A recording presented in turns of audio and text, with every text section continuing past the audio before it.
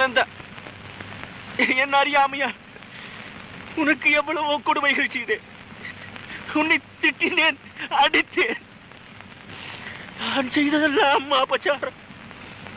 என்னை மன்னித்து இந்த பாவியும் கடித்தேறும்படி எனக்கு உபதேசம் செய்ய வேண்டும்.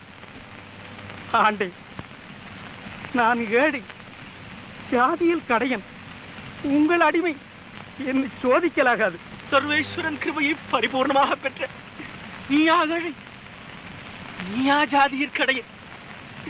உன் மகிமையை தெரிந்து கொள்ளாத நான் அல்லவா கடையன். நந்தா, நீ எனக்கு ஞானோபதேசம் செய்துதான் ஆக வேண்டும். ஆண்டே, நான் என்ன சொல்லட்டும்? நந்தா, நான் பிறந்ததின் பயனை இன்றுதான் அடைந்தேன்.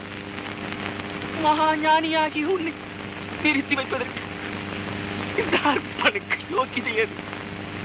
இப்பொழுதே புறப்படு, போய் ஆனந்தமாக தரிசனம் செய்.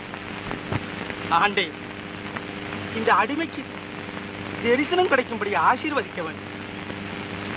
அவத்தில் சிறந்த யோகிகளுக்கும் கிட்டாத பாக்கியம் உனக்கு கிடைத்திருக்கிறது.